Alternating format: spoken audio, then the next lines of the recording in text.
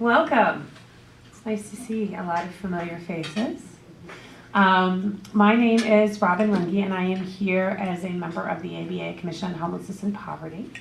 And it is my privilege to be the moderator for today's roundtable. I'm going to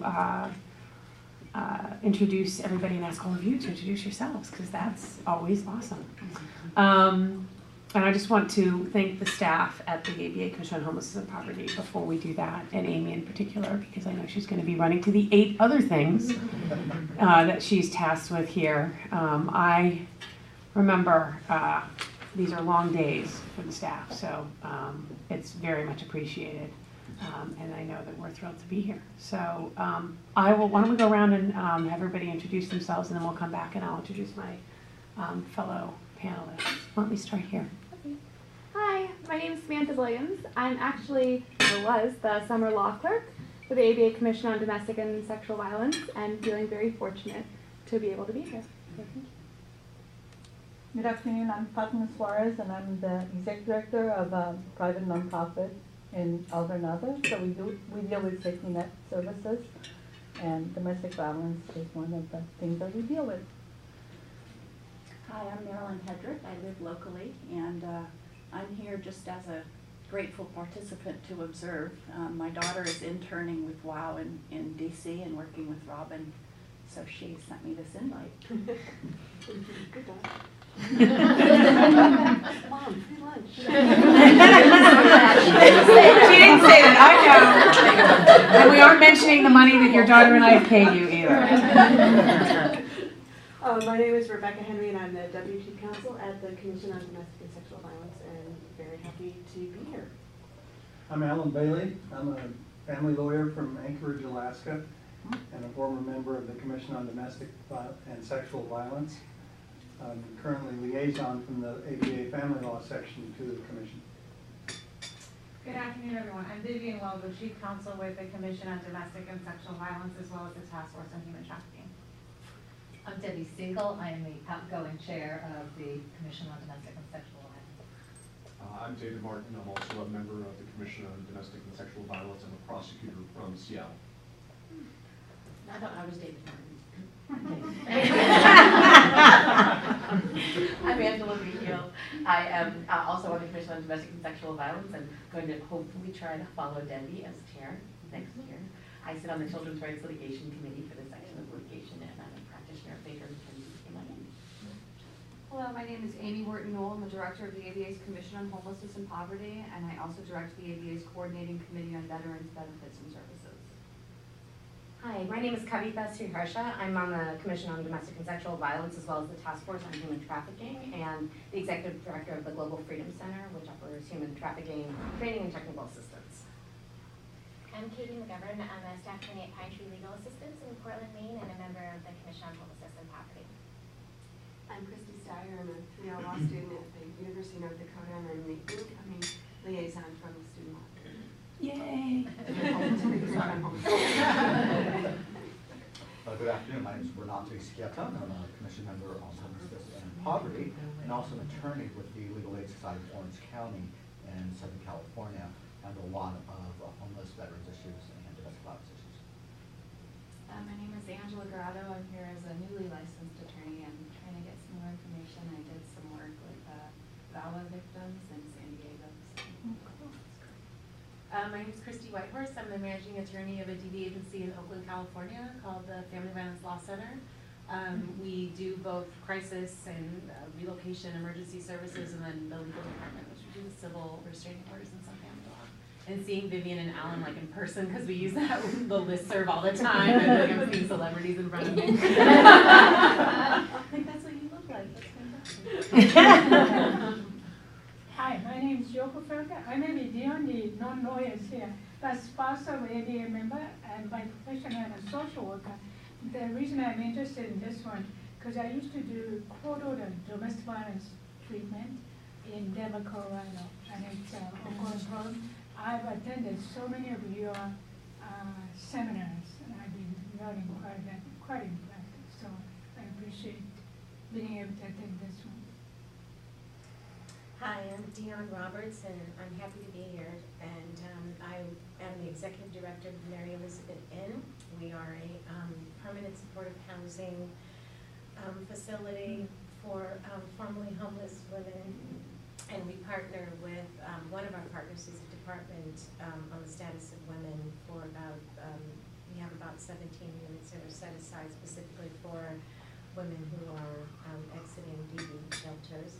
I also serve on the Justice and Courage panel of the Commission on the Status for Women, and I chair a subcommittee on housing for DV survivors. Wow. And where is it? Where? Oh, I'm sorry, we're in San Francisco. Yeah, and we've been here for 100 years. I haven't been. I was going to say, you're looking really good. Whatever you're drinking, we all want some. I'm Jessica Combs. I'm the Legal Services Coordinator at La Casa de las Madres in San Francisco. The emergency services like shelter, also legal services like restraining orders, and then we have counseling and other similar services. So, yeah. Excited to be here. Good afternoon. I'm Antonia Fasinelli. I am chair of the Commission on Homelessness and Poverty and executive director of a program in Baltimore, Maryland called the Homeless Persons Representation Project, where, of course, we also handle cases related to domestic violence, particularly in the housing context. Hi, I'm Nancy Lemon. I teach domestic violence law at Bolt Hall, UC Berkeley. Write books, do a lot of expert witness work on legislation. I'm the legal director for the Family Violence Appellate Project, and I want to talk to the legal aid guy from Orange County. And Family Violence Law Center. Hi, Christy. Hello. And this morning, I was very honored to receive the Sharon L. Corbett Award from the Commission on Domestic and Sexual Violence. I'm Grace Wong, and I'm the policy coordinator at the Washington State Coalition Against Domestic Violence. And one of the projects we have at our coalition, which is pretty exciting, is our Housing First project, where we are partnering with the Gates Foundation to look at what happens when we use the Housing First model in the context of domestic violence, and we're getting really, really great and exciting results out of that. If you're interested in that, you can always go to our website. And I've had the pleasure and privilege of working with Robin over the years on all sorts of issues related to domestic violence, and with Jeremy on housing as well. Thank you for not saying how many. Hi, I'm Rosie Hidalgo, Director of Public Policy at Casa de Esperanza. We're a National Latino Resource Center on Domestic Violence, and I also serve on the ABA Commission on DV and Sexual Violence. Wow, so we were just saying up here, it's a little intimidating. There's a lot of expertise in the room. But that's why this is the perfect forum for this, because it's a round table, right? And it's intended to be a dialogue among all of us. We're going to start by having myself and Jeremy and Carla, one we're going to introduce, address some specific issues, but our goal really is then also to open it up to questions and to make sure that we reserve a sufficient amount of time for that. So again, my name is Robin Runge, and I'm on the Commission on Homelessness and Poverty. I am currently the Director of Policy and Advocacy at Wider Opportunities for Women in Washington, D.C. Previously, I was a law professor. Nobody says that. Once upon a time, I was a law professor at the University of North Dakota School of Law, which was an honor and privilege, though I was not fortunate enough to stay long enough to be your professor. And just spent a year in China as a Fulbright fellow studying the legal system response to domestic violence there. And prior to that, I ran the Commission on Domestic Violence at the ABA for 6 years. So it's really a privilege to be here. Part of the reason I proposed this panel today is because of the wonderful recent changes and additions of protections for victims of domestic violence, sexual assault, and stalking that are now available under the Violence Against Women Act as of earlier this year. We can't go further without acknowledging the people in the room that made that possible. It's rare that I have that opportunity to acknowledge Rebecca, Grace, and Rosie for the great work that they did. I was in China cheering them on in the smog, I swear. We owe them a debt of gratitude now that my full-time job is trying to get anything to move in Congress. I am in awe. So thank you all for the hard work that you did. So I'm going to introduce Carlo. The most important thing about Carlo is that we went to the same college. No, it's important. We just took a picture to send into the magazine. I've never been in the magazine before, so it's totally exciting. But Carlo has phenomenal expertise specifically on the implementation of the provisions of the Violence Against Women Act. She's a staff attorney here in Oakland at the National Housing Law Project. It's in San Francisco. You used to be in Oakland. Okay, sorry, dating myself. In San Francisco.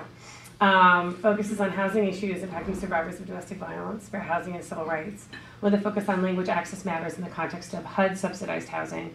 She's a lead attorney in developing and publishing the organization's HUD housing programs, Tenants' Rights. Before joining the Center, the Housing Law Project, she was the George N. Lindsay Fellow and Associate Counsel at the Lawyers Committee for Civil Rights Under Law in DC, where she worked on several national campaigns as well as litigated cases under the Federal Fair Housing Act and on related civil rights statutes. Prior to joining the Lawyers Committee, she clerked for a magistrate judge in Texas. She earned her law degree from Northeastern University Law School and her BA from Wellesley College, so it's not in her bio. Sorry, I'm just gonna,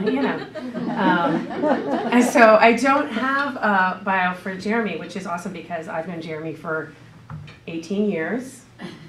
I know. We went to law school together. So Jeremy's a graduate of GW Law School, and he's actually devoted his entire career, as far as I'm aware of, on housing issues and homelessness issues in particularly. And I've learned over the years a great deal from Jeremy, and I know as someone who has worked on domestic violence issues and know that one of the key reasons that women become homeless is domestic violence, I have started to really focus more on homelessness issues, and Jeremy really is an expert, and we are lucky to have him with us today. How long have you been where you are now? I don't even know. And I only know the acronym, the National Law Center for Homelessness and Poverty. Yeah? Yes, I'm a policy director at the National Law Center on Homelessness and Poverty in DC. I'm in my second tenure at the Law Center. I previously served as a staff attorney there and then went away and did a couple of other things for a few years and came back 3 years ago. And it's been wonderful to work with Robin and with so many people in the room on VAWA issues, and I'm really just a housing policy guy. So it's definitely humbling and most certainly intimidating to be in a room with folks who are far more expert than I am in domestic violence issues. Thank you. So I'm just going to say a few things about the intersection of domestic violence and homelessness. There's a wonderful fact sheet that actually Jeremy provided that's on the back table. And again, having you all introduce yourselves, many of you already know these connections, so there's really no reason for me to spend too much time. As I mentioned, in the last 10 years, more statistics have come out that help us understand that domestic and sexual violence are one of the primary reasons that women and children become homeless in this country. And then I think for me, what's even harder to come to terms with is that the status of being homeless means that women and children are at high risk for continued violence, sexual violence, domestic violence, and actually trafficking. And so that's why the protections that are now available under the Violence Against Women Act are so important. And again, the statistics and the materials that you have talk specifically about requests for survivors of domestic violence, which are unbelievable on housing programs. In my work as a legal services provider, what started to get my attention in the mid-2000s was data that showed approximately 25% of the individuals seeking assistance from legal aid programs for landlord and tenant problems in the U.S. were survivors of domestic violence. And that's really telling, right, is when those issues are coming up in those contexts. So we're going to talk this morning, I'm going to turn it over to Carlo, and she's going to talk specifically about the Violence Against Women Act protections in the public housing arena. And then I'm going to turn it over to Jeremy, and he's going to talk about an overview of protections for victims in private residential housing and what's been going on there. And his organization does a great job of keeping on top of that. Then I'm going to talk a few minutes about the Federal Fair Housing Act, which is another avenue available to survivors of domestic and sexual violence. And then Carla's going to talk about something that I'm actually very interested in, which is the application of that act in the Federal Fair Housing context. And then we're gonna bring it back around for questions. So with that, I'm gonna turn it over to Carlo. I'm gonna try to move this microphone.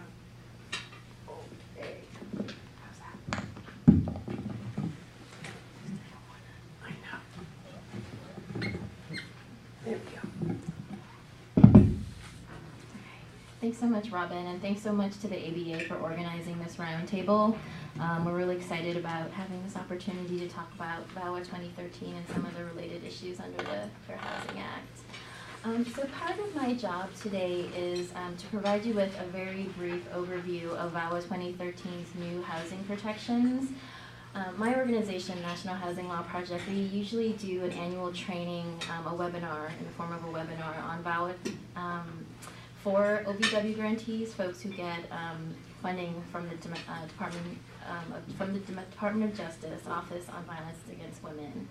And it's usually about an hour and 30 minutes long, and so today we have 20 minutes. So I assume that folks will have lots of questions after the overview. And so folks who have additional questions and want more information should definitely feel free to go to our website where we have all the webinars and related materials for the VAWA 2013 training.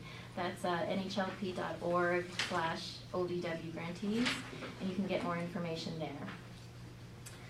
So with that, today I will be going over this PowerPoint that it should have been a handout in the front, and if everyone has a copy of it, just pull it out. It sounds like the folks in the room have at least some familiarity with VAWA, so I won't sort of tell you what the statute is and what it's supposed to do. I'll jump right into the actual PowerPoint. So VAWA, as all of you know, was reauthorized March 7, 2013 of this year. That was when President Obama signed the statute into law. 2013 maintains VAWA 2005's housing safeguards. It expands protections to additional housing programs. It extends protections to survivors of sexual assault. It also adds a number of additional protections that I will go over today. VAWA 2013's housing protections are effective now. It says so in the statute. There's one caveat to that we learned about recently. So this past Tuesday, HUD, the Department of Housing and Urban Development, they came out with a notice in which they talked about implementing VAWA 2013's housing protections. And one big issue that they highlighted was that although they recognize that the housing protections under VAWA 2013 are effective immediately, they do not interpret that to mean that they're self-executing. So what that means, according to HUD, is that for the complying parties, they cannot comply with 2013's housing protections until HUD comes out with either guidance or regulations for the 2013 protections. We gotta get on that.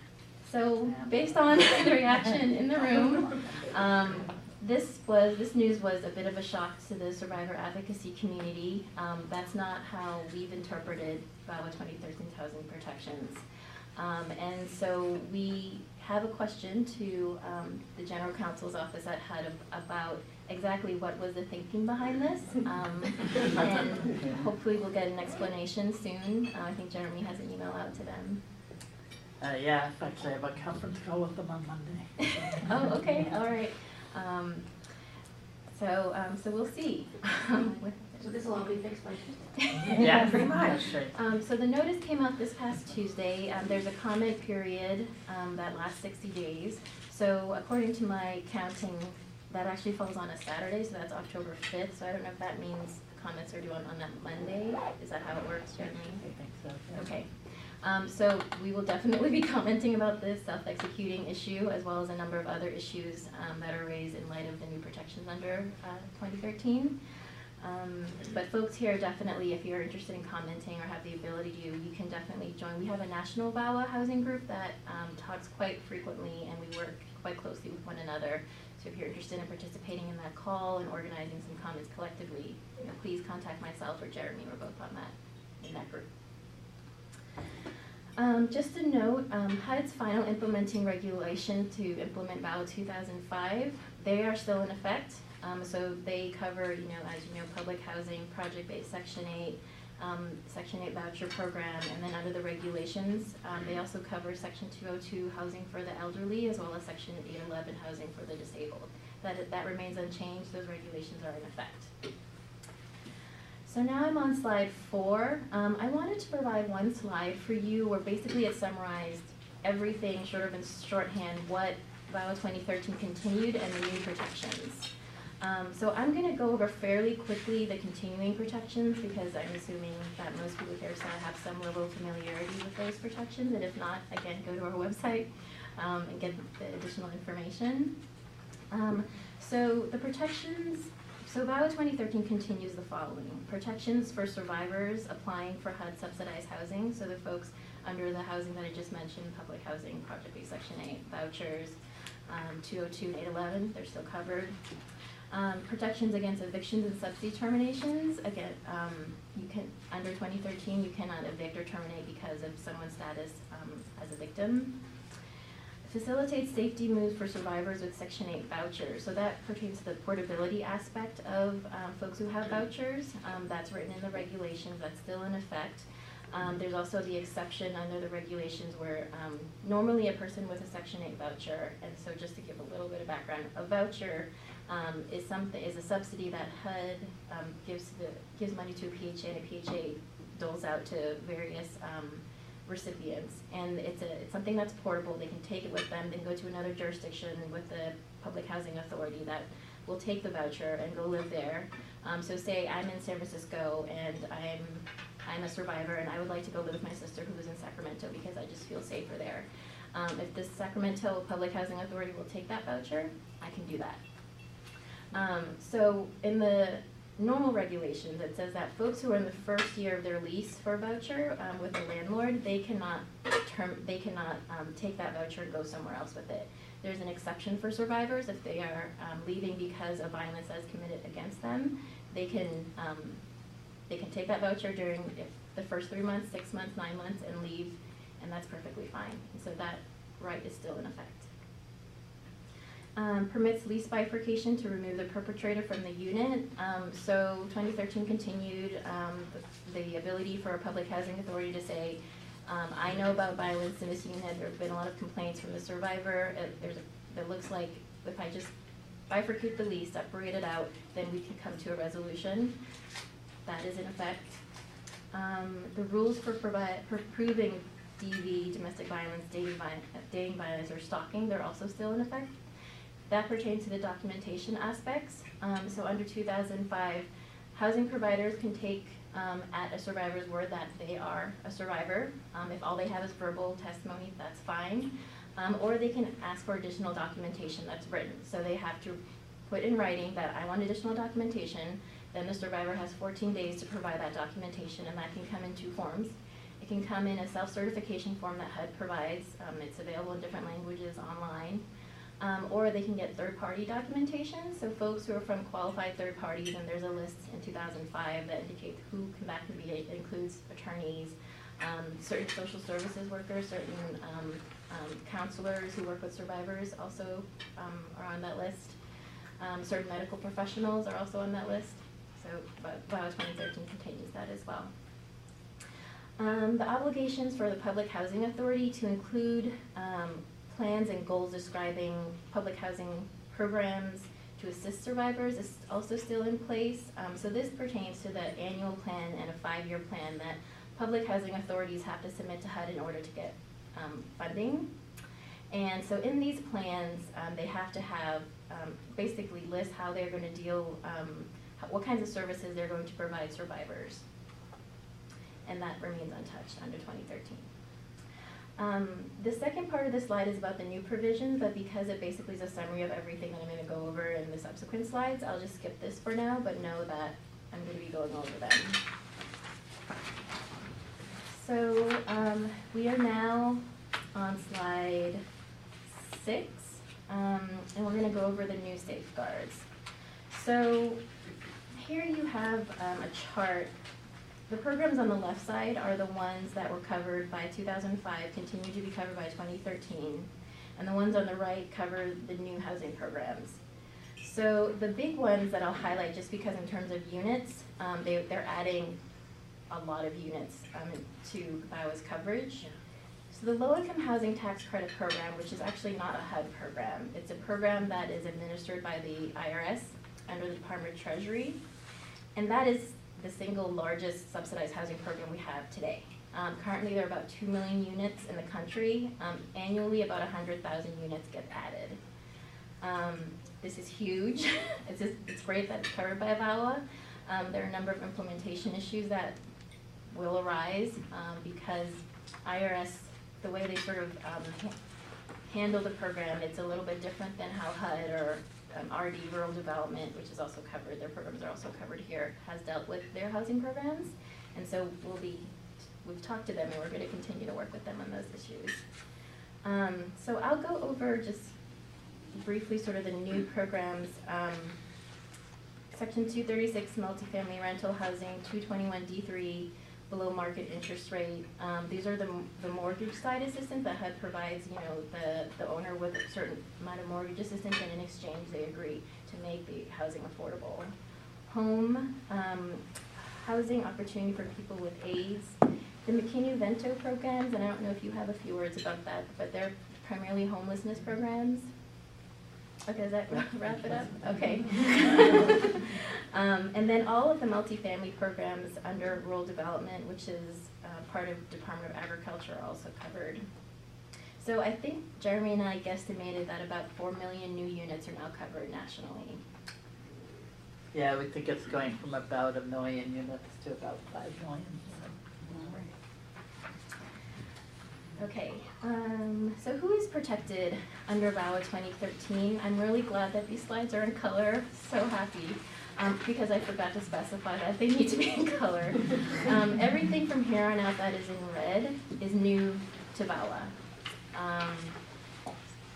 So under who is protected, domestic violence, the definition for domestic violence survivors that was largely unchanged. The one single, probably most important change was this inclusion of intimate partner to provide protection to LGBT survivors. Dating violence, exactly the same as under 2005. Sexual assault, the big category, survivors of sexual assault are now covered, and the statute defines that as any sexual assault, any non-consensual sexual act prohibited by law. Stalking, victims of stalking are also covered, same definition. They're using this new term called affiliated individual, but for purposes of folks who knew what 2005 was, it means the same thing as immediate family member meant. I don't know exactly why they decided to change the lingo. I think the explanation was that's sort of what the housing industry uses, so they're trying to kind of align themselves more with that language.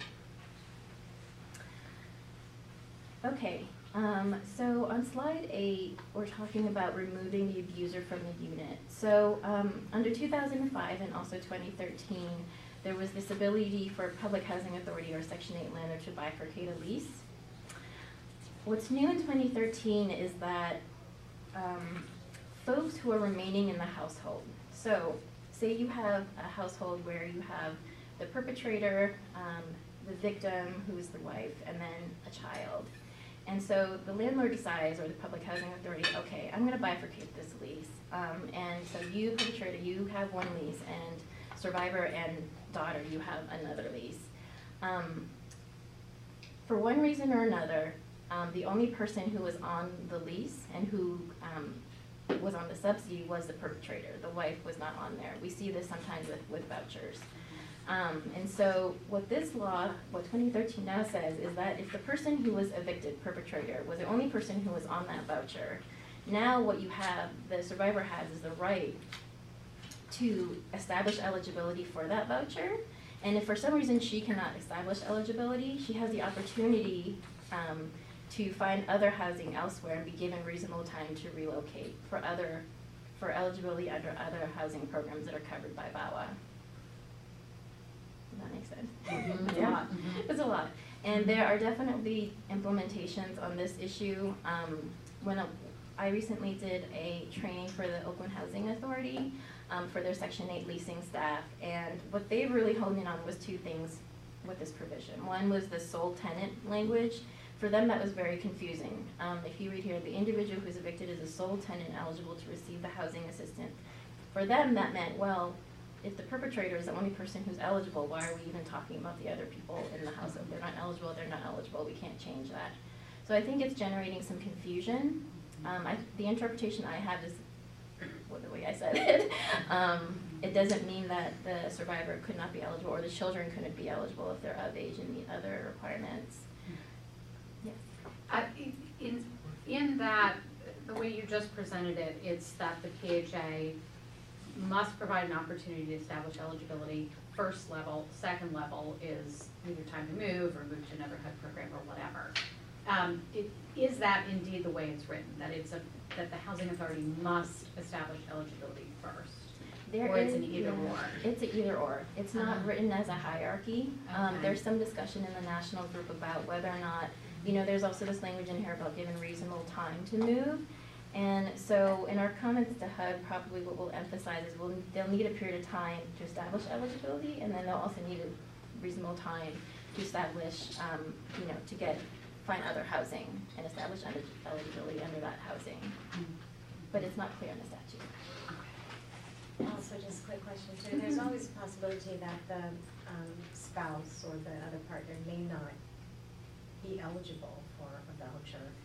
And I find that most survivors of domestic violence, they really do need subsidized housing. So even to move and find other housing might be difficult as well. So my question is, the owner of the voucher, the perpetrator, will HUD deny their eligibility if it's because of, if there's a case of domestic violence? Is that being talked about, or? Right, so that's actually an issue that was also talked about in 2005. So under the regulations, a public housing authority has the ability to terminate voucher assistance if they see that there's a lot of violence going on. They can terminate that subsidy. There's also a separate, there's sort of these additional protections that exist under the regulations for 2005 that are not in the statute. So there's also a family split up provision for Section 8 voucher recipients that actually says explicitly that if a family breaks up because of violence related to domestic violence, then the assistance for the survivor must continue. They have to ensure that. We've used that many times. How you do it, I think, is a more challenging issue. And we've tried to work with housing authorities. Some housing authorities have a policy where they can split the voucher. A lot of them don't. A lot of them say if there's a split up, it's one or the other, one family or the other. And then so there's a balancing test that happens. There's several factors that are listed in the regulations that they look at. And then, there are also additional factors that certain housing authorities add to that as well, as far as balancing. In the latest edition of my textbook, which just came out, I included an appellate decision that talks about that. It's called Badri versus Mobile Home Park, B-A-D-R-I. And B-A-D-R-I, that was the father perpetrator's last name. And basically the wife was saying, I left because of domestic violence, you should take away the Section 8 voucher, and I think give it to me. And they decided that they didn't really believe her about the domestic violence, so they did not take it away. But they were considering taking it away. Interesting. They believed enough to allow a bifurcation of lease or whatever, but. Well, they were considering that. Okay. Yeah. And she did go to a shelter and various things, but they decided that the statement from the shelter was biased because it was from the shelter. Et cetera. Yeah, it was, it's an upsetting. The only thing that I would just keep in mind is that, is that these protections are not in a vacuum, right? Is that public housing authorities have authority to take somebody's benefits away for a lot of different reasons, right? And so what I've seen on chatter on with social practitioners handling these cases is, if his voucher can't be removed, his benefits can't be removed because of his status as an offender, right? Use your discretion, you got a whole manual there, there's a lot of options in that book. 3 strikes rules around, right, other kinds of violations. I mean, just to remind ourselves that this is not in a vacuum, and that the only tool in your tool chest is not domestic violence related, I guess is what I'm getting at. It's always a good reminder for practitioners. Yes, and then we're gonna keep moving.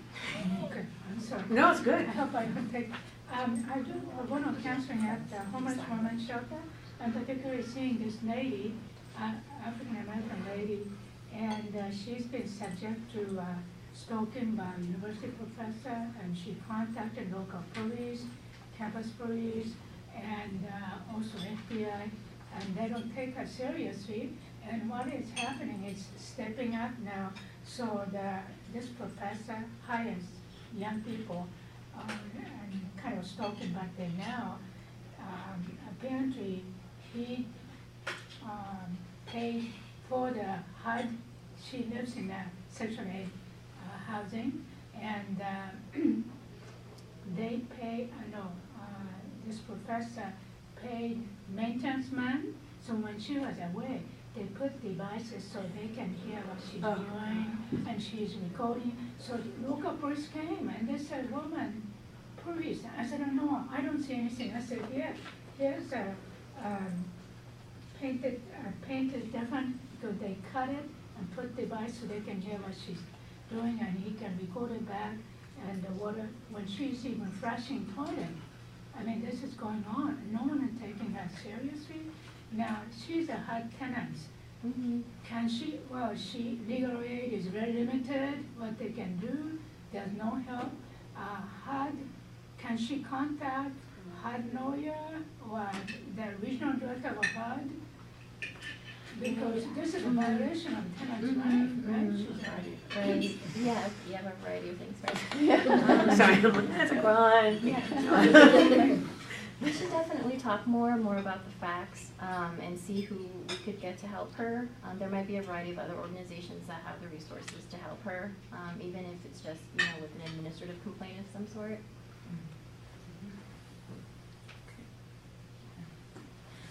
Okay, so we are now on slide 9 for documentation. So because, VAWA 2013 covers a number of additional federally subsidized housing programs, this also changes sort of the framework that they have for the sub-certification process. HUD in their latest notice indicated that they're actually going to come up with a new notice for all of the programs that are now covered. So that'll change the existing forms that we have right now, which are listed there. 2013 allows PHAs, public housing authorities, and owners to request certification via an approved form. So under 2013, HUD, IRS, and RD Rural Development each have to come up with their own self-certification forms. Hopefully they'll be identical. Then we won't have any issues of somebody saying, well, I saw this form and it looked really similar, and how come there's a different form for this if I want to go into this, be eligible for this program. So we're hoping consistency is one of the issues that they're looking at. The form has to state all these things: applicant or tenant is a victim, state that the incident is ground for protection, meeting the requirements under VAWA, and include the perpetrator's name. The new aspect of this is, the current self-certification form requires that you provide the perpetrator's name. That's no longer the case. You only provide it if it's known and safe to provide that name. A slight change for additional documentation. So now, in addition to a federal, state, tribal, territorial, local entity, a record from those entities, you can also provide an administrative record. And in terms of a statement from a third party, you can also include one from a mental health professional. That's new. I'm sorry, just for clarification, administrative record, meaning a staff person, let's say? Yeah, I was trying to think of an example when I saw that. The only administrative record that I could think of is, and anyone else here who has more experience in this, please let me know. But say, there's a survivor and she is affirmatively filing an administrative complaint with HUD. And so there is no sort of direct way to enforce VAWA with HUD, and so we'll be talking about that a little bit later. So she would have to go through the Fair Housing Office and do that, and it would be under a fair housing theory, but in the course of that, part of what she would want to document is her status as a survivor. And so there would probably be, the self-certification form would be, and there are some other additional documentation. So that's one instance of an administrative record that I can think of. I see, okay, all right, thank you. Okay, so conflicting certifications, this was actually in 2005's implementing regulations. It was not in the statute, but this is basically putting into the statute what was already in the regulations. So that's actually not very way to those. The last two slides focus on some very, very new things. So emergency transfers. This is an issue that lots of advocates had questions about, and so HUD has tried to address here. Survivors living in federally assisted housing often need to move or transfer to another subsidized unit to protect their safety. Federal agencies administering the programs, they have to adopt a model emergency transfer policy that PHAs and landlords of the covered properties that allow tenants who are the victims to transfer to another available and safe dwelling unit assisted under a covered program. I realize that raises a lot of implementation issues. What will this emergency transfer policy look like for the various federal agencies? And the statute says this emergency transfer policy is to be used. That doesn't sound very mandatory to me, although, you know, I interpret it to be that they basically should be using this model transfer policy. And then HUD has to establish policies and procedures under which a survivor requesting emergency transfers may receive a tenant protection voucher. That's all the information we sort of have about the tenant protection voucher. HUD is taking comments about how exactly they should do that in their notice. Another biggie is the HUD notice issue. So under 2013, HUD has to develop a notice that is given to all tenants. So this is all tenants and applicants. This is not just survivors, victims, everyone. In the covered developments, advising them of their rights under VAWA in 3 instances. If they're denied housing at the time that they're admitted, and when they're notified of an eviction or termination of assistance. And it also says that this HUD notice has to be distributed in accordance to guidance that HUD has about language access. In 2007, HUD released a notice that basically talked about how PHAs and other housing providers within their programs should comply with Title VI and not discriminate on the basis of national origin discrimination, because HUD has interpreted language access to be the same as national origin discrimination. That's not true in the courts, it's just HUD. So that distinction is very important in terms of enforcement. And in this notice, there are a series of things that they outline that public housing authorities should do.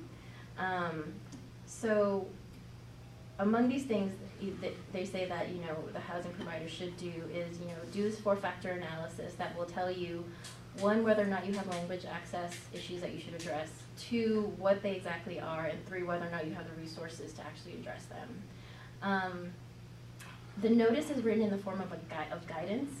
So the language there's a sort of back and forth between being mandatory and not mandatory. Guidance in general is not mandatory, it's sort of more in the hierarchy of, you know, sort of administrative rules and regulations. It's kind of on the bottom, but it is controlling in some instances. So there are a variety of things that you have to do. There are a number of questions about implementation, because in terms of the LEP guidance, the language access guidance, and the VAWA, it's not a perfect overlap. There are some discrepancy issues, and so we would have to address that in the comments and in our further work with HUD. Thank you. Thank you, Carla. That was impressive, and that you got through it so quickly. And so now I'm going to turn it over to Jeremy, who's going to talk to us about housing protections in the private residential arena. As soon as I get the mic over. Well, thank you, Robin, and thank you, Carlo, for such a good presentation of VAWA 2013. Just to put that a little bit in context, I think as you kind of heard as Carlo walked through things, you know, as we were drafting the VAWA 2013 statute and a lot of the new changes, what you see is areas that are more clear in the statute reflect places where there was less disagreement, you know, among groups working on the legislation, and consequently it's a little bit easier to have those things drafted in a clear and straightforward manner. where you had areas of more disagreement between domestic and sexual violence / housing advocates and housing owner, operator, manager groups. Who are some of the groups who have to operate federal subsidized housing and have concerns about how they're going to apply the law in terms of from the landlord side of things. And you have, particularly around some of the issues like emergency transfer, what you see is that the statutory language by some, necessity of legislative compromise becomes a little more vague, thus leaving and necessitating more room for us to have to work as the federal agencies are implementing the statute. So around emergency transfer and a couple of these other provisions, it's really going to be tremendously important that both national groups and state and local groups from around the country are providing comments to HUD and eventually to the USDA and the Treasury Department / IRS as they implement the statute, so that we make sure that in regulations which really operationalize how these things will work, on a very specific and practical basis for victims. We have the processes and procedures eventually coming out as strong as possible, because there is certainly enough vague language around emergency transfer where, we could see final procedures come out very good, but we could easily see them come out, in a pretty wishy-washy way, and that's definitely an area of potential concern. So what I'm going to do is follow up on the presentation about VAWA 2013 and just talk a little bit about state law protections for victims of domestic violence in housing situations. Moving beyond the world of HUD, where only HUD, I think, can come out with a notice that says, we think your law is applicable immediately, except that we don't think it's applicable immediately. It's always nice to deal with lawyers at the HUD General Counsel's office. They're a challenging group. I do, having seen this come out in their notice this week, and having had a call with them to discuss implementation issues also earlier in the week.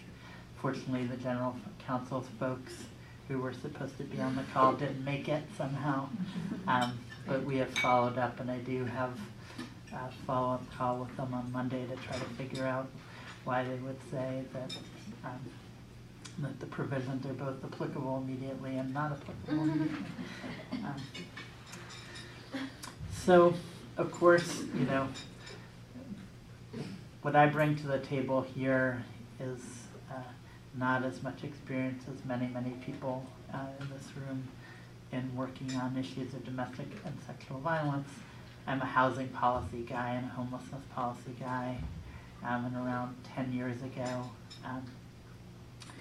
as work with VAWA 2005 got started, legislative work got started, I was approached by and was very happy to work with a lot of domestic and sexual violence advocates, including folks who are here and wonderful folks from the National Network to End Domestic Violence who have really been great leaders in bringing together the housing and DV communities to say, hey, you know what, we all know that domestic and sexual violence is such an issue in the housing context. Housing policy bills, come along and actually pass about, once every 20-25 years in Congress, it feels like. But hey, we've been having pretty good luck with this VAWA thing every 5 years or so. Maybe we should try to address some of these issues within the context of the Violence Against Women Act. And I'm very, very happy that over the course of 10 plus years we've been able to do just that. That being said, VAWA 2005, protected about 1 million households. We think we're up to 5 million, which is fantastic, but that still leaves a lot of other households that are not connected in any way to a federal government rental subsidy. And thanks to the pesky US Constitution, that means that we probably can't address them through federal legislation. So it's fortunate that many, many wonderful advocates at the state level have recognized this and have worked with their state legislatures, who, after all, are the folks who also primarily tend to pass landlord-tenant codes and deal with landlord-tenant issues, to put so many important housing protections into state law where they can supplement and often build on VAWA to cover all, or at the very least nearly all, households in the private rental market. So I think this is also important because state legislatures are, given their focus on landlord-tenant law, are able to sort of understand the need to think more broadly and more practically in terms of how you're dealing with eviction cases and tenant protections. That's something that's somewhat outside the province of Congress, since most landlord-tenant law-related issues do arise through state law and not through federal legislation. So last year, the Law Center decided we were going to do a 50-state survey that really looked at protections that were in place for victims of domestic and sexual violence in state law across the country. We issued a report last fall called "There's No Place Like Home." There were copies of that. Yeah, that is a brief 5-page excerpt of what I think is a, 100 or so page report that's available on our website, which is www.nlcsp.org. And the excerpt that's included here is a piece of our executive summary, so I'm just going to very briefly summarize that here and then allow us to move on and take questions. And just to talk briefly, what I think we see is that state legislatures across the country are increasingly recognizing the importance of these issues, and we're seeing more, by the year, more and more protections being put in place. I suspect that our report that came out last fall, is even now obsolete because we've probably seen some additional state laws passed since that time.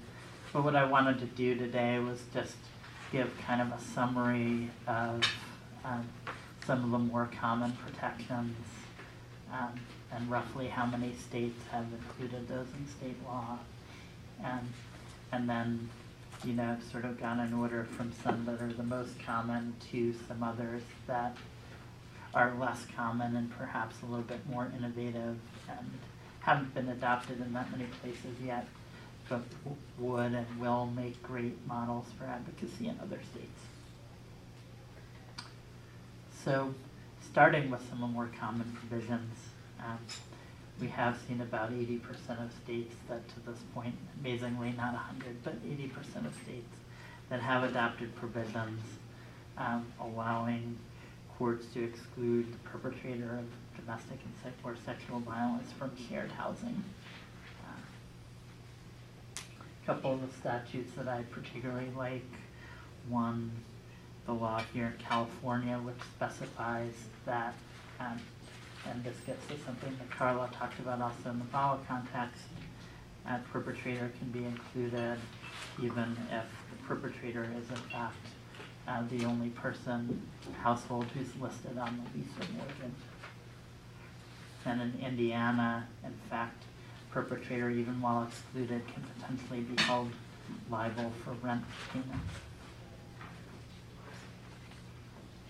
Another common provisions that look a little different in different states but have to do with confidentiality and requirements in particular that landlords are not allowed to disclose certain information to ensure that perpetrator cannot track down victims of violence. Those are probably two of the more common provisions. There's some others that are sort of approaching critical mass but maybe haven't quite gotten there yet. 44% of states provide rights to some type of housing assistance for victims who are fleeing.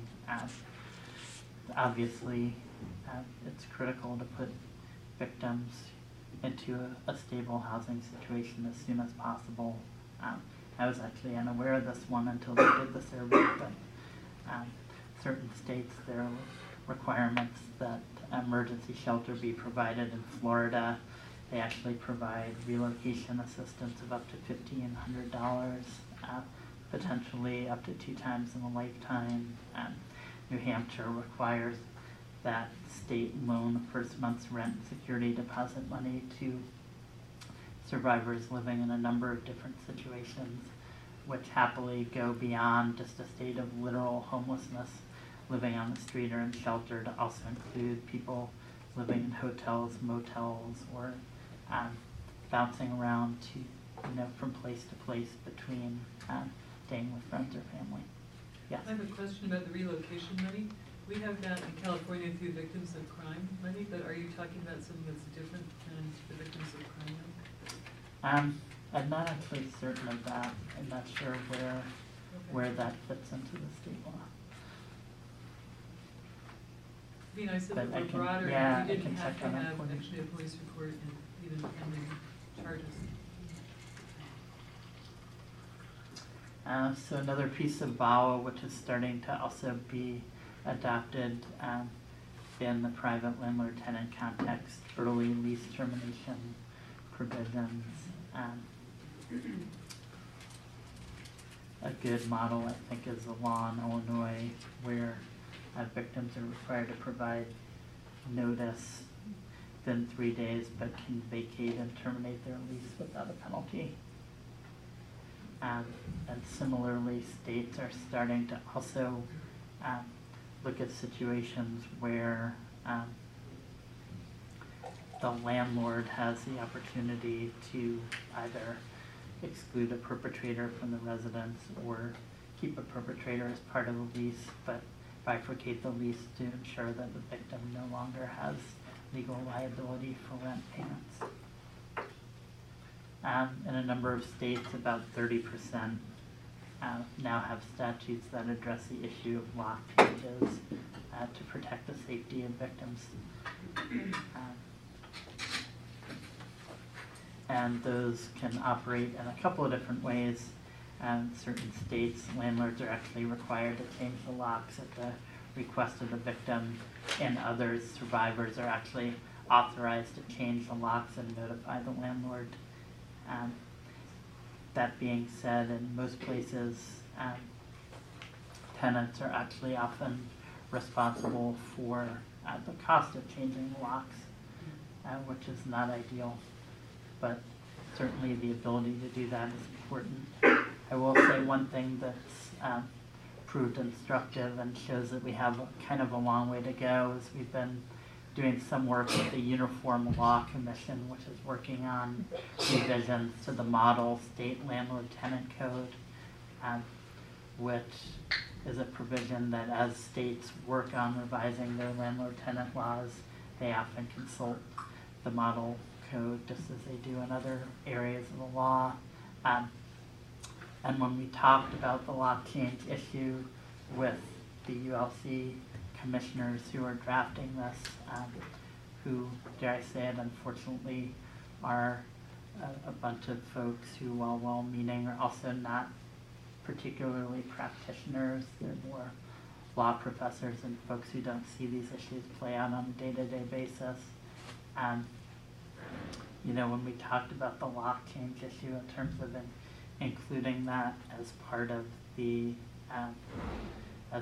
model code, there was some receptivity, but also a number of people who were extremely concerned that somehow victims would be making up stories in order to get the locks changed, and actually wanted to include provisions saying that if in fact a victim was found to not be telling the truth in one of these situations, that they would actually be subject to, I think it was to treble damages. And so there's a lot of education to do in terms of working on some of these issues. I don't think that's actually going to happen and become part of the model law, but it was surprising just to hear that we had practitioners who really continued,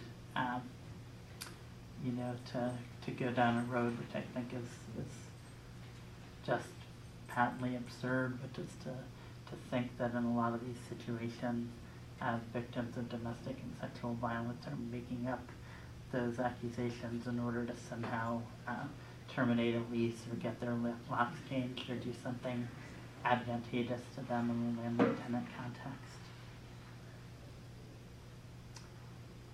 So another issue extremely important, actually looking at situations with an uncooperative landlord who seeks to evict victims due to criminal activity on the premises related to domestic violence. Ensuring state laws in a number of cases are ensuring that victims actually have a specific affirmative defense in state law, or that there are anti-discrimination provisions that upfront ensure that a landlord is not even able to evict, to refuse to extend an expiring lease, or to otherwise discriminate based on an individual's status as a victim of domestic or sexual violence. Extremely important provisions.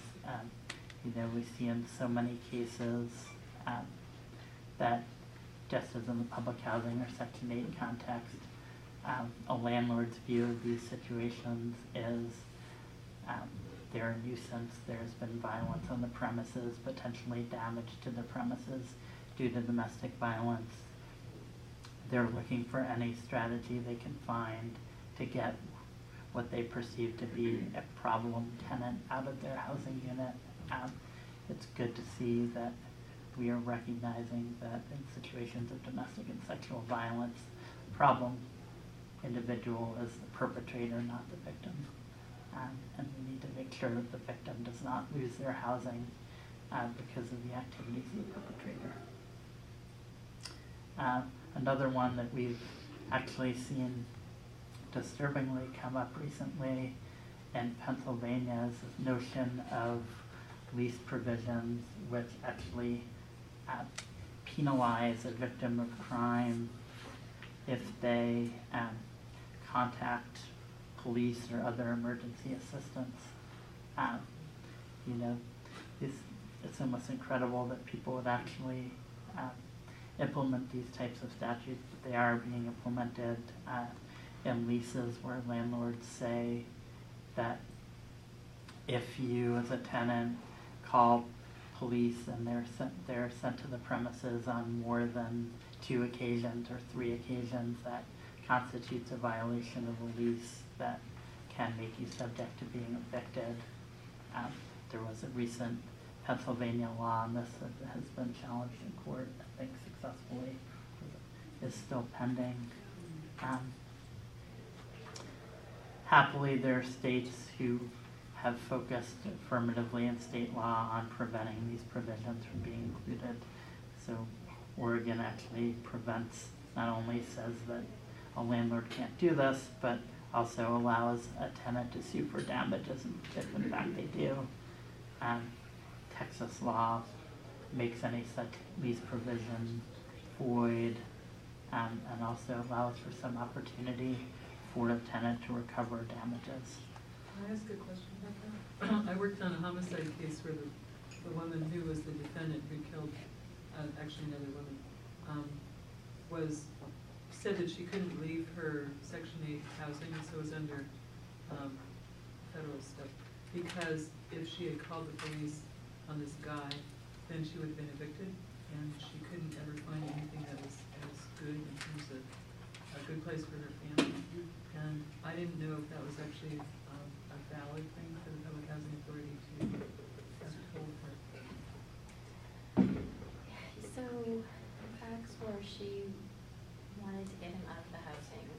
Well, she also wanted to move. She wanted to get him out and she wanted to move. She couldn't move because she couldn't find anything else that was as good as theirs. But she was also afraid to call the police on him, even though he was beating her, because she told me that if she called the police on him, then the Public Housing Authority would evict her. I don't think that makes sense. I mean, it may have happened in the context of these nuisance ordinances that Jeremy is describing, which we have, where are the ACLU is arguing in the Briggs case that's illegal for a number of reasons. That doesn't, under the current regulations in VAWA, that doesn't sound legitimate at all. VAWA was created to protect survivors and not the perpetrators. So there's actually a provision in the regulations, as you know, that says they can protect if they want the perpetrators. So that doesn't make sense. Sometimes there's misinformation that's circulated, Right, the three right. strike stuff, the criminal activity on the premises Right, stuff. right. And this is, I think, for us as advocates, is some of the most challenging work that we do, is when we're working with a population has experience living in public housing, right? And then new laws pass during that time frame when they've been living in public housing, and they have knowledge, which at one time, at point in time was correct, but unfortunately becomes a barrier to them seeking our assistance, right? And in fact, the provisions in VAWA 2005 were specifically targeted to address that very situation, is to not to penalize a woman who is a survivor for seeking assistance. That's what I thought. Right, and each PHA had to develop guidelines around all of this, and they vary from jurisdiction to jurisdiction, right? Right. But specifically, right, but I mean, it's a dangerous place, right? It still has to be documented, it has to be argued. But that was one of the primary examples that was mentioned in the context of the findings, actually, in the statute in 2005, and we had a lot of conversations on the Hill about this. So either the Well- PHA was wrong or her information about it was wrong. Well, and I mean, I think wrong, sometimes I would say wrong is the charitable answer. And I think what we see in a lot of cases, right, is, I mean, PHAs are landlords and they behave like landlords. Yes. I mean, that's why we had to pass these protections in the first place. PHAs take the same view as lots of other landlords, which is, we don't like to see our premises damaged by acts of violence, by criminal activity. We don't want to see crimes taking place. We're concerned about other tenants on the premises and how acts of domestic violence will impact them. We have lots of deserving people on the waiting list for housing. Why are we helping these nuisance tenants who are bringing violence into our communities? Right, all the things that landlords say in the state law context, PHAs are often saying, so sometimes I think it's PHAs not being familiar with the law. Other times I think it's maybe they know about it, but quite frankly, they're not anxious to advertise that to tenants because they come from that landlord's mindset, and their focus is on removing difficult tenants. Or they just say that they didn't know how to implement it. Right, right. So I want to do a time check. I'm looking, Amy, at you. Are we supposed to be finished around 1:30 or 2? No, we have till 2. Awesome. That's why I was doing the time check. Yes, Vivian. I just, at this point, wanted to say thank you for raising some of your concerns about the Uniform Law Commission. At the Commission on Domestic and Sexual Violence, we've been tracking some of that work. And so if folks are interested in working with us on what they are doing, we are interested in working with all of you, because we do think that experts, attorneys with background and expertise on domestic violence and housing issues, like all of you are really necessary to that Uniform Law Commission process, and they admit and welcome folks as observers to that process, and we can help facilitate that. But I'm very concerned. We are at the midway mark of that process. It's usually a 2-year process, and they just had an initial reading of their act at the Uniform Law Commission meeting in July, and it's something that we're very concerned about. So please do reach out to us, or to you, I guess, and we could keep having a conversation about this. Absolutely, yeah. I think in all these contexts, the federal comments, working with the Uniform Law Commission, passing a law or getting something on the agenda is always step one, and it's obviously a critical step.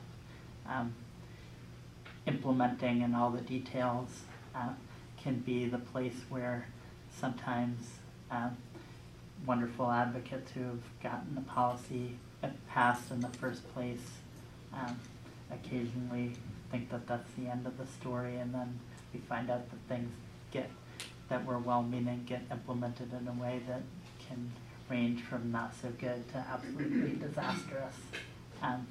So it's definitely critical to be involved in all those processes. I was actually pretty much done, so I think I'm going to wrap up there. Okay. And just, we want to talk about the Fair Housing Act, and I think we'll probably have some additional questions. Sure. Yeah, and I just want to again relate the report that Jen was talking about. There is this brief summary, but there's a much longer document available online. Also, the National Housing Law Project, Carlos organization, recently put together a compendium, a word I never use, in January. And actually, I just pulled from it because I was really amazed since I've been working on these issues in North Dakota. Almost all the states now have some kinds of protections, as Jeremy was saying, in the private arena. California, no surprise to anyone in this room, many of you have worked hard on these issues for years and years, has probably some of the most comprehensive protections. Right behind that, I would say Washington State and Oregon, again, not shocking to anyone who resides in those states. They are phenomenal advocates who work very hard. But I also did want to say that even in the upper Midwest, in North Dakota, some great work has been done to provide protections, including the lease breaking protections that Jeremy talked about, and your law schools are great allies. So when I was at the University of North Dakota, I worked and ran a clinic on housing and employment law, and our students actually worked with our state coalition against sexual and domestic violence, and drafted some language modeled after and using a lot of these tools from both of your organizations to come up with some model language that was appropriate for North Dakota. Our legislature only meets every other year for 60 days, so it's a little challenging up there, and there's this oil thing happening. But they're really great allies for all of you to think about. There are students who are really interested in these issues, and it came directly out of actually our client work. We had seen a number of survivors of domestic violence seeking our assistance through our clinical program, and discovered that actually the law that was passed in 2008 was insufficient.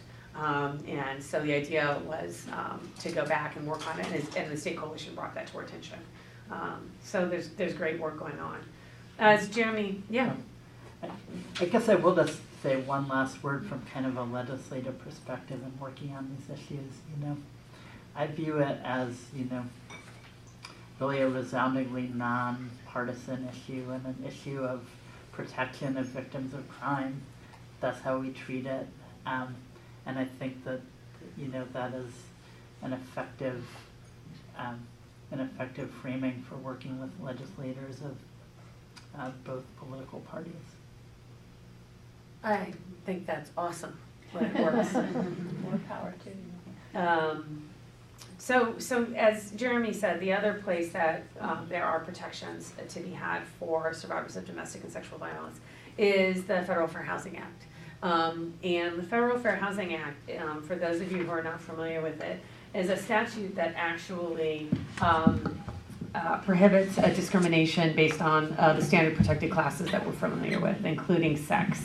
And there's actually been, over the years, a number of cases brought that clearly have interpreted the Fair Housing Act's protection against discrimination based on sex to include victims of domestic violence. And that has been really amazing. And actually those efforts and those cases precede the Violence Against Women Act of 2005. So I just want to put this, if we think about it in a timeline, it's amazing to think about what's actually happened in the last 15 years in this area, right? If we were sitting around this table in 2000, we'd be having a very different conversation. Most of the states did not have any laws. I mean, all the laws that Jeremy talked about have been passed in the last 15 years, all but about 4 of them, right? And we also did not have the protections in the Violence Against Women Act of 2005. But colleagues of mine at the ACLU and some other organizations were really successful in bringing cases on behalf of survivors in very specific situations. And I just want to talk about the specific situations and facts that arose in these cases that led to federal courts finding that the discrimination these women had experienced was a form of sex-based discrimination, thereby in violation of the Federal Fair Housing Act. The first example is an individual who had a civil protection order, right? And the civil protection order that she had indicated that the perpetrator was to stay a certain distance away from her. The perpetrator had been evicted from the residence, had come back to the residence. She actually called the police in the context of the violence. And her landlord, literally the next day, she got an eviction notice. We actually had a case very like this in the clinic in North Dakota. And what the court said in that instance is because, and this is where brief writing, in case any of you want to know, as a lawyer, is really key. In the brief, the argument made on behalf of the victim is because the vast majority of survivors of violence in this country are women, right? And that the circumstances under which she was experiencing the abuse in the home are unique, and that the stated reason, right, given by the landlord was because of the violence, because she called the police, and because she had a protection order.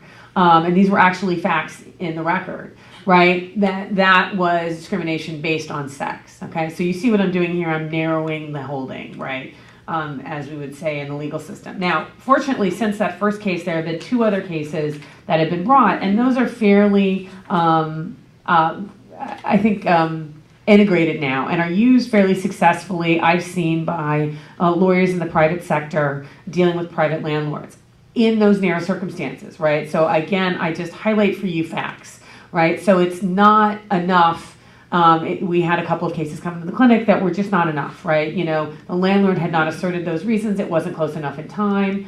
We did have one case literally where she had gone to see the landlord 2 days before and then, you know, and said, I got a protection order, right? He's no longer allowed to be here. I just wanted to let you know. Their names were both on the lease, right? And then an eviction notice was on her door within 48 hours, right? So closeness in time is another factor. But the other limiting thing I just want to say about these fair housing protections is that because it's not in the statute and it's not in the regulations, you need a lawyer. I mean, you need some advocacy who can make these arguments, right? And I think that's what we ran into in North Dakota is there are very few lawyers who know the statute, very few lawyers who will handle these cases for free.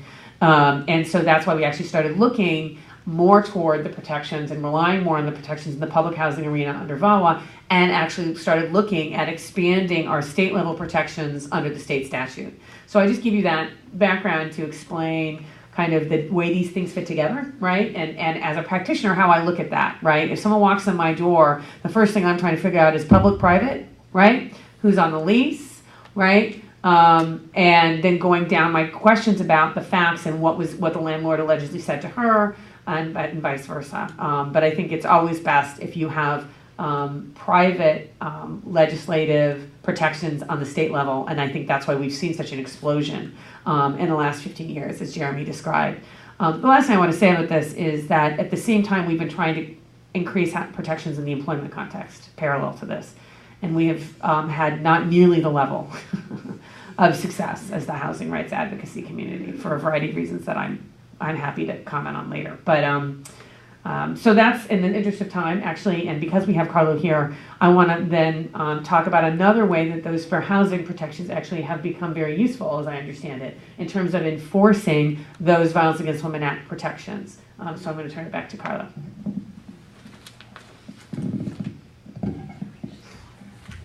Thanks, Robin. Sure.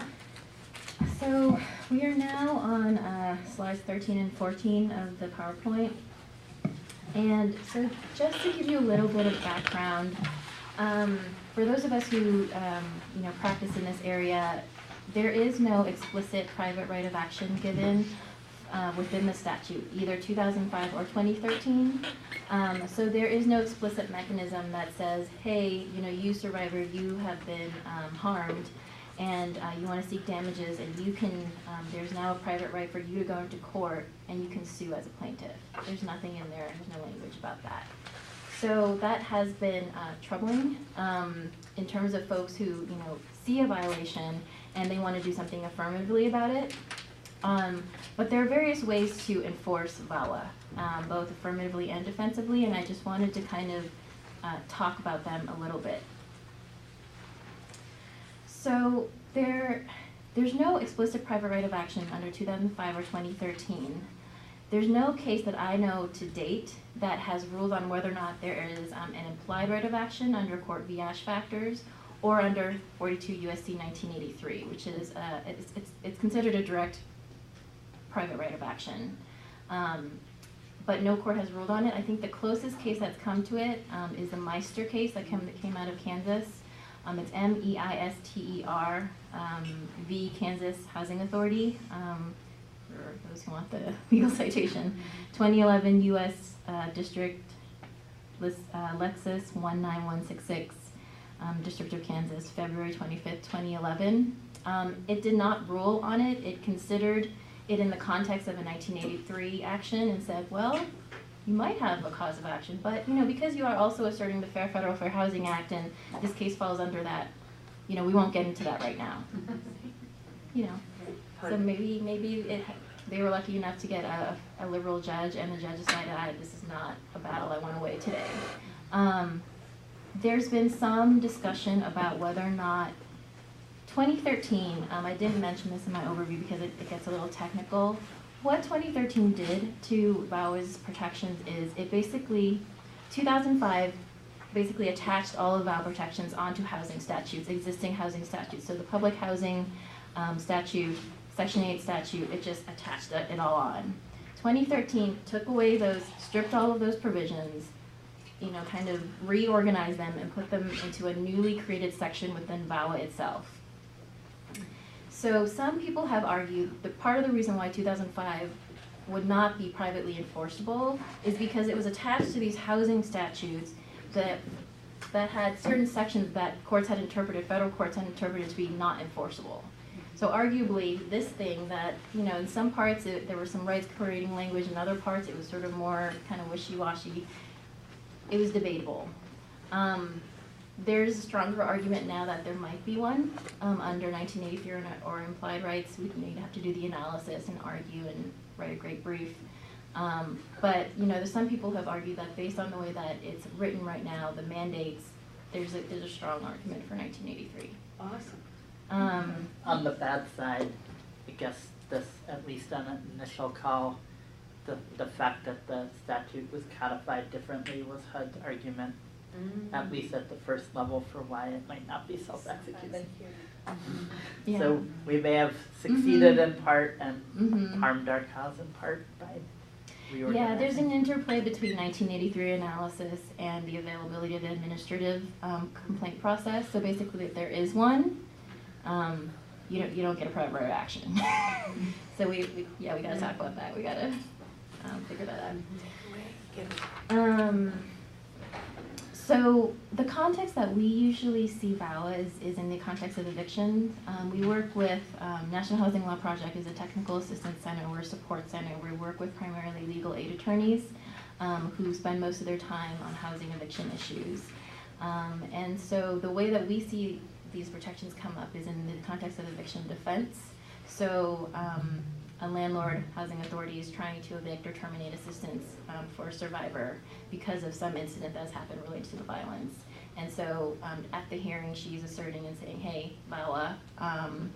And so that is actually probably the most common way that and most effective, honestly, that we've seen VAWA used so far. And part of this, and we'll talk about a little later, is also the informal advocacy aspect of it. We found that talking to public housing authorities and other housing providers helps a lot. A lot of times we find that educating them is a vital part of getting what we want for the survivor. A lot of housing providers just are not, they may have heard of VAWA or may not have, and even if they've heard of VAWA, they're not really sure what their obligations are under the statute or the regulations. So sort of telling them, these are your obligations and this is your various options, and that helps too. And you don't need to be a lawyer to do that. No, you don't have to be a lawyer. And in fact, sometimes it's better not to be. Yeah. Because you're not threatening, I'm being totally serious. We've got some wonderful allies in the room, right? And I think that's a really important message for all of you to hear, is that, if you're able to print some of the great materials off of either one of their organization's website, seriously, I'm not exaggerating, you can, be as effective or in some ways more effective than if one of us showed up. Because we've got to out ourselves as lawyers, right? So, I really appreciate you saying that, because I think, you know, that's overlooked a lot. And in jurisdictions like North Dakota, where I've just spent the last 4 years of my life, you know, if you have to rely on a lawyer, you know, it's not gonna happen. Well, and I think there's legal obligations, and then there's sometimes the potential to facilitate situations that meet everybody's needs, even if there's no legal obligation to do that. And certainly, you know, in a lot of the housing programs that are now covered by VAWA 2013, but weren't covered the first time, these cases have been occurring over the past 5-10 years, and whether they're legal advocates or non-legal advocates, you know, there has been some degree of success in individual cases. It obviously depends to some extent on having a housing provider who is sympathetic and willing to work with folks. You know, there has still been the ability to have good housing outcomes for survivors, even in cases where the law did not explicitly mandate that outcome. Mm-hmm. Yeah, and I find also too that, you know, even just the basics of sort of DV 101, housing providers don't always get, you know, we always get questions, often get questions about, well, you know, if she's so beat up, why is she still with him? So education about, you know, sort of, you know, the power wheel and battered women syndrome and all of that is very new to a lot of folks. Okay, so one way to affirmatively enforce VAWA that is still sort of being explored, and there aren't a lot of cases that have tried to do this. Briggs tries to do it actually in the nuisance ordinance case in Norristown, Pennsylvania, is trying to use the Federal Fair Housing Act as a way to get the private right of action. So Fair Housing Act, as most of you probably know, it covers, it prohibits discrimination in all kinds of housing, private, public, for specific protected classes. And so these classes are race, color, gender, national origin, religion, disability, and familial status. And so as Robin mentioned, the way that it's been argued is that because most survivors tend to be women, that constitutes, if you discriminate, you know, if you evict a woman because of her status as a survivor, you're essentially evicting her because she's a woman because of her gender, and that is prohibited by the Fair Housing Act. And so on slide 15, there's some statistics about sort of how domestic violence tends to affect predominantly women. From DOJ, the U.S. Bureau of Justice Statistics, the memo that we distributed today, that's from HUD's Fair Housing and Employment Opportunity Office, quotes the saying, women are 5 to 8 times more likely than men to be victimized by an intimate partner. More than 70% of those murdered by their intimate partners are women. So advocates have used sex discrimination theories under the Fair Housing Act, and they're essentially 2 prongs. You can go with an intentional discrimination theory. So, you know, you can challenge an action that a housing provider takes because a tenant, that were taken against a tenant because of sex-based stereotypes regarding domestic violence. So from time to time we hear that, you know, a survivor is not being given the opportunity to apply for housing because this landlord has heard from somebody that, oh, you know, she was involved with this guy and there was lots of stuff going on, the police were called, and yeah, you don't want to bother with that, you know. And so the landlord will tell you, you know, I don't want that kind of trouble, you know, she's going to go back to him and there's going to be police here, I don't want to deal with that. Well, you know, that's intentional discrimination, and they can't do that. If you can prove it. If you can prove it, it is a high, intentional discrimination under the Fair Housing Act is a high, it's a No, high I've just burden. been up that mountaintop Yeah. a few times. That is totally legitimate. Sorry. It is a high standard of burden. You're gonna need a lot of direct evidence of intentional discrimination. And it's just hard, I've tried that, and it's a he said, she said, and we still are in a situation where, Right. you know, a landlord is going to be believed often before my client. About a conversation that no one else heard. Mm-hmm. Right. Sorry. No, But it's that's really helpful. good to try. No, it's helpful. Sorry. Yes. Yeah, I mean, when I used to practice housing law in DC, I love using the sex discrimination argument. I mean, one, it was empowering for the client to see this situation where she had felt completely demoralized and victimized, and suddenly saw herself in a different context of like, wait a minute, this is about the women's movement, this is about sex discrimination. You know, that was a shift for her. Yep. And it also always intimidated the landlord attorneys who are not used to having to defend, you know, any kind of equal protection argument, and, you know, I would make it and they would just cower, you know, so that was fun. I mean, that was really great, you know, and we could get great results on it. That was when, you know, that was in Washington, D.C. courts, right? And then you move to the Maryland court system, which is totally different. And, you know, the judges really weren't that interested in hearing sort of sex discrimination arguments in the domestic violence context. I mean, we still have judges that like try to marry, or marry in the sense of wed victims of domestic violence with their abusers. So, you know, Maryland is a totally different state, and so we tried to pass a local or a statewide fair housing law to amend the state's fair housing statute to include victims of domestic violence as part of our efforts to change the eviction laws, et cetera. And we've actually lost through the legislative process on the fair housing protections and won on everything else, you know, the early lease termination, eviction protections, That's happened in a lot of jurisdictions. Yeah, and so I, you know, now being in this court system where the landlord attorneys are sort of less intimidated by sex discrimination arguments, and they get a lot more,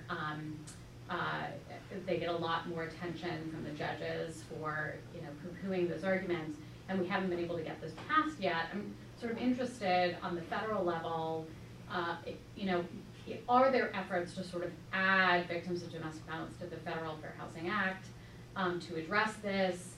And I mean, Robin, you're saying, you know, it's the housing advocates who are really sort of leading the charge, but I'm feeling like as a housing advocate, we're losing on the local level. Right. And so, and literally we're at the point now in Maryland where there is no protection for victims of domestic violence who are denied housing.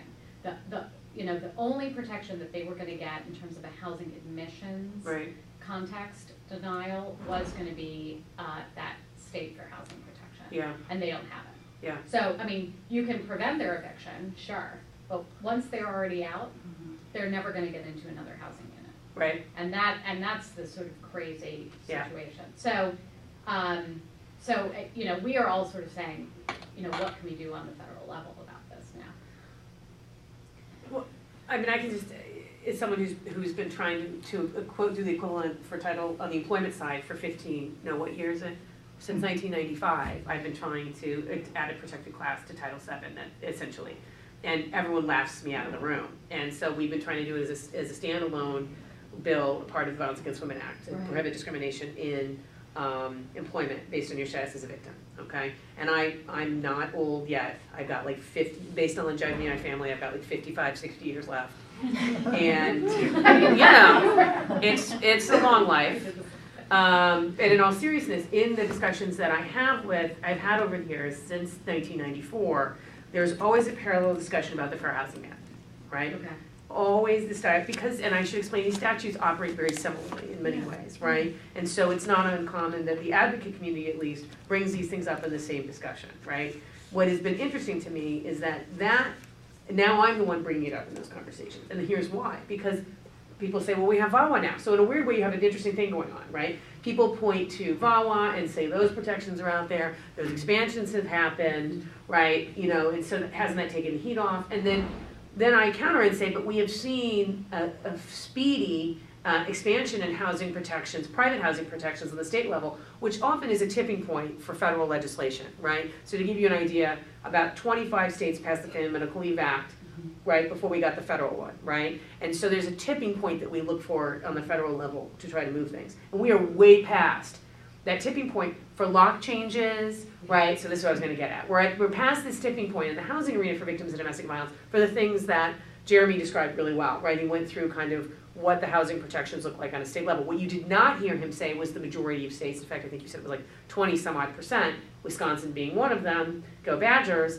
is a Fair Housing Act, right, type, based on your status as a victim of domestic violence, you cannot be evicted, mostly raised in as affirmative defense. So that's the pushback I get there. When I try to raise this on a federal level and say, isn't it time now, right, for us to just bring the feds in line with the states, anyone I'm talking to who's done their homework says to me, oh, Robin, come on, smile, grin, wink, wink. You and I both know, right, that yes, every state almost now has some protections for victims of domestic violence in housing, but it's not the anti-discrimination provision. And then they remind me of what I really don't want to know, which is, and I do know, and I always try to act like I don't act like I don't, but I don't raise it, and that is the Fair Housing Act has been amended exactly once since it was passed, right? And that was for another time. was for disabilities, right, and Right. family familial status, and those were the additions made in the 80s.